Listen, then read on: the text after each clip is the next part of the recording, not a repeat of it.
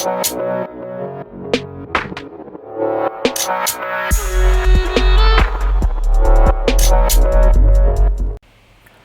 guys and welcome to the channel. Bebarul here. In today's video we will be talking about the 3 elite specializations that we got revealed in details in stream today. So for a start, I'm interested in them in the exact order: harbinger, virtuoso, harbinger for necromancer, virtuoso for mesmer, and then willbender for guardian. And I'm going to be explaining why and give you my take on them. So for a start, let's discuss the harbinger first. This is probably the most interesting necro I have seen. Like, this class is really good. I hope it was told after 4 release or End of Dragon comes out to my expectation or my hopes for it, because this one I'm not sure how it's gonna end up. Arianet trying to make this as a glassy style, like the glassiest necro possible, so possibly also can be the most effective in damage, but or in even support. So you can play it for power, for condition, or a hybrid, and you can play it for boon support for others. It is literally the 3 lines is this choices. So you don't get the protection of Shroud. Once you enter Shroud, you still have health. You even gain an effect called Blight, which gets your health to a negative. Up to 25 stacks of Blight mean up to 50% health negative. So this is not really a big problem if you're getting damaged and then enter your Shroud, so it starts counting down this health negative that you don't already have because you already damaged. And once you leave, you actually start losing life force outside of Shroud to heal yourself. So you need insane amount of life force on this build or on this elite specialization. And some of the sources even is gone away because he doesn't apply fear through skill 3 or any skill in Shroud. So you can't get life force through fear, for example, but every other source is basically normal. You don't get life force of the auto attack from Besto. So they limited a bit the life force access on it more than other classes like Reaper, for example. The healing skill is insane. This one, the heal skill is way less. You can't bump it as much as we could do with Reaper healing skill, your soul's mine. So you don't even get that much life force to begin with. But I think you can build this thing a bit tanky. It can be built in tankiness and can be built on damage. I think it has the possibility to be effective in any game mode. Let me show you some example in game. So there is a lot of traits or options that can work and make it incredibly effective. For a start, this signet that give you 4% life force every 3 seconds. If you run to this trait, it will be increased effectiveness by 1/3 as long as you inside Shroud. So you'll be gaining life force inside Shroud with it. And you also have a trait on the Harbinger itself. It gives you 15% life force once you enter Shroud, and they made it possible that you enter Shroud even if you're at 0 life force. So you gain the 15 and you start losing them, and it degenerates by 5%, exactly like Reaper, not like Core Necromancer. When you lose 3% every second, you lose 5% here. And also you can run this trait, for example. You gain life force as long as you're under 66%. You gain 3% life force every second, and you gain protection on entering Shroud. There's also other options for healing, for example. If you're running this magic, if you're doing a minion mancer for PvE, for example, you can run this trait to heal inside Shroud, and outside of Shroud you already heal, because this is the mechanic for the Harbinger, and you can gain extra 20% healing, which probably will affect this both like the healing source. So you gain life force outside, you gain healing inside. It can be overall good, and you can build for it really nicely. I don't know how it will scale the healing outside of the Shroud. I don't know if it can even scale, so we're not sure about that, but the options are there, as you see. And one other thing I like about it, it is the pistol. I really wanted a good pistol that can be used in a build effectively. I don't think Engineer probably came as close as I wished, but the main weapon itself cannot dish that much damage, and the auto attack can hit like one target. But this one is incredibly effective, and it's also do torment on auto attack on pistol and inside shroud, which means it can work with tormenting rune, which will heal you every time you apply torment, and it has insane amount of it, so it can be built to be really tanky with a lot of healing options.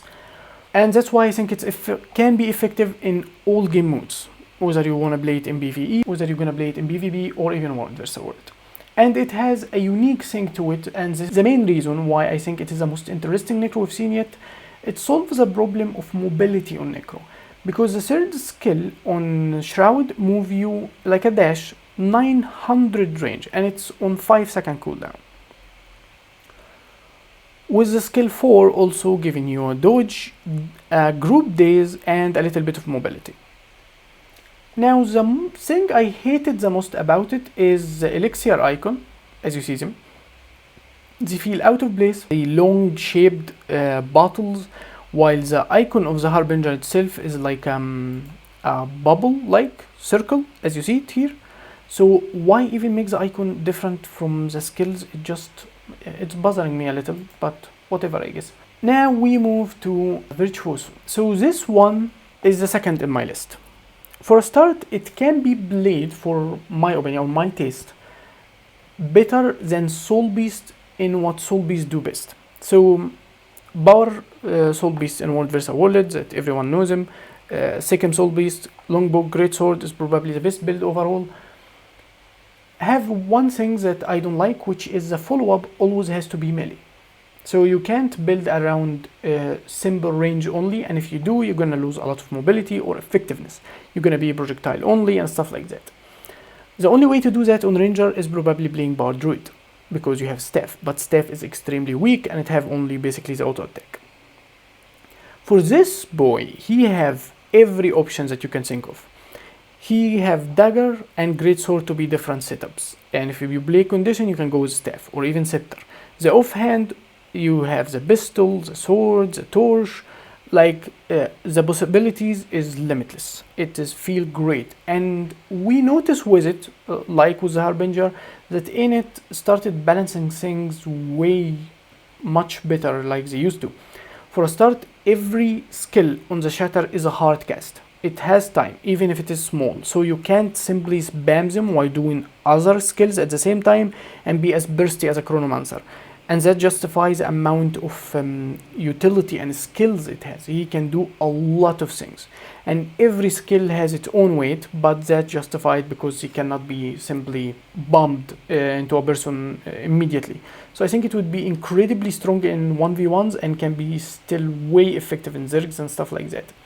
And you can run it like we said with Greatsword, and the auto attack for Greatsword is not projectile based, so with other even effect or other offhand weapon, so you still have this option to actually do something other than just projectile from range, which why it is effective and fills the role of the druid that I like it in playing range only. And it is 1200 range and can be played for both condition and power. That's all coming from one trait, or the main reason why you can play it for condition is that blade attacks can be treated. If it hit critical, it have 100% to apply bleed.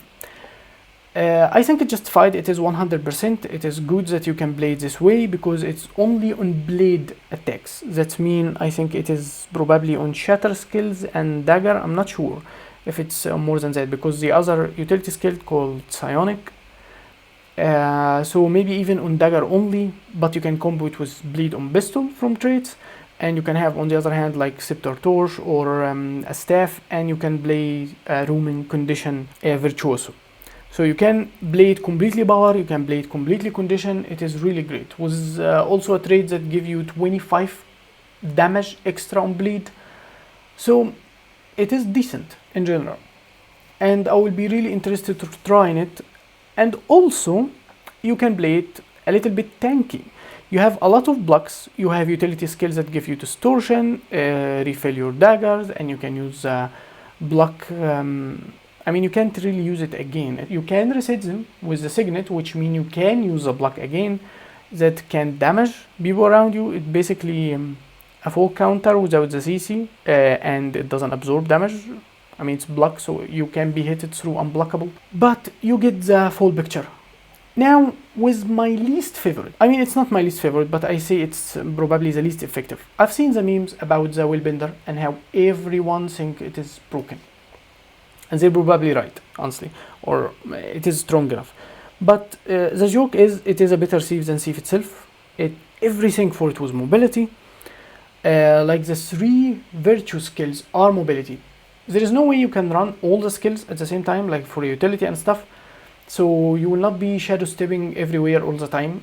Just the build won't work. It will be weak, so you can have all the mobility you want.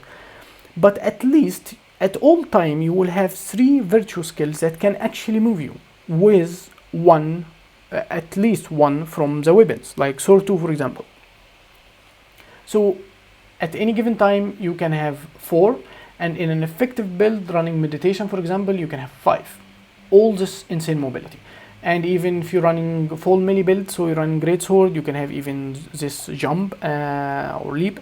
So why it is the least interesting for me? For a start, he can be played in 2 styles, and I don't think it can be played in any other style. It can be played tanky or extremely glassy, high mobility style play. Whether you want to roam with it, whether you're trying to do a DPS with it, it can be power, glassy, and can be tanky. It cannot be played for condition, since they removed the passives from it, so you don't get the burning on the F1 through passive hits, triggering through multiple hits. No, it doesn't work anymore. And there is not much of a condition on the utility, there is no condition on the new weapon, there is nothing. It cannot be played for condition.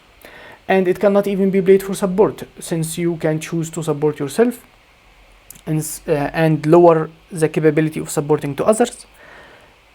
In general, it doesn't work. So you have to play it in these manners only. And this is why I'm not that interested in it, because for a start, I love condition. And have to play the new class only in power, not my cup of tea. But what I really loved about it is the potential to have finally a tanky power style, or with a high survivability one, is that can block a lot of hits, heal for a high number, and just withstand for himself. If you've been watching my best builds series for the Guardian, I said I haven't found any power build that match my standard for the series. I think the new class can finally actually do that. So it can be my power option for best build if I was able to pull one off on this one. Once the beta here, probably I will be testing already. So that's it for my general thoughts. The 3 classes are great in what they can do. With willbender probably the least bit underwhelming, but for other Guardian options it is giving it what it was lacking in my opinion. You already had the condition option. I guess we lack the range option, at least in condition, so Dragon Hunter is still the only option and it is mainly power, and the range weapons kinda sucks on Guardian, so it still lacks something that we can fill in another expansion, I hope. But the 3 of them are just beautiful, there is nothing I hated. Tell me what you think in the comments, or if you think something important that I missed or misinterpreted, tell me in the comments, and I'll be seeing you next time. Peace.